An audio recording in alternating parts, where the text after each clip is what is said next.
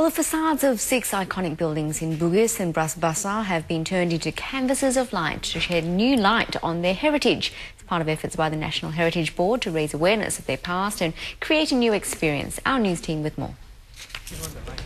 A new look for a church that has been around since 1835.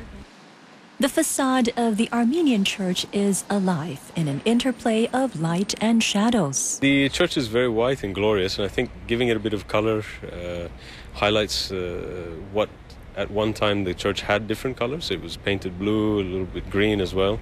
So it's I think it just, as I said, gives it a modern touch to a national monument. The designer used lights to cast shadows and create effects on the trees and pillars. I'll be very happy if they come and if they can walk away feeling like this has helped them to appreciate the church in a different light. That's an unintended pun. But I'll be most happy if they can pause and linger here and be able to sense that there are untold stories in the space. A few streets away is the Singapore Art Museum, which is sitting on the old premises of St. Joseph's Institution. 2 old boys of the school drew on their fond memories of the place.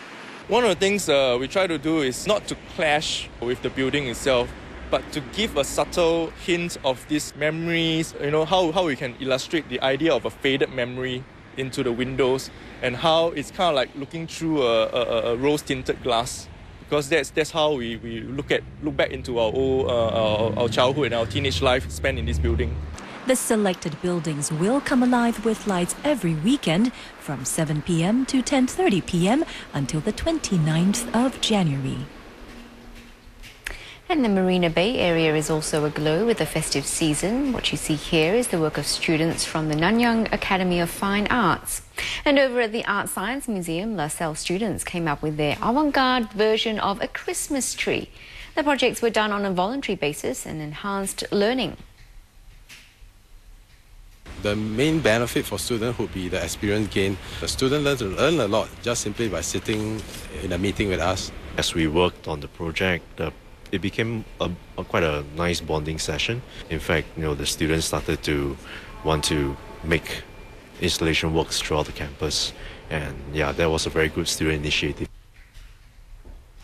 And the honour of this year's Best Dressed Building goes to Orchard Central. The mall scored high with its unique green Christmas made out of 850 recycled pink dolphin bottles.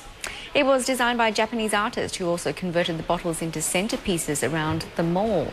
Tanglin Mall was another winner, making use of energy-saving LED lights in its decor. This year, members of the public could have their say on which ones they liked on Facebook.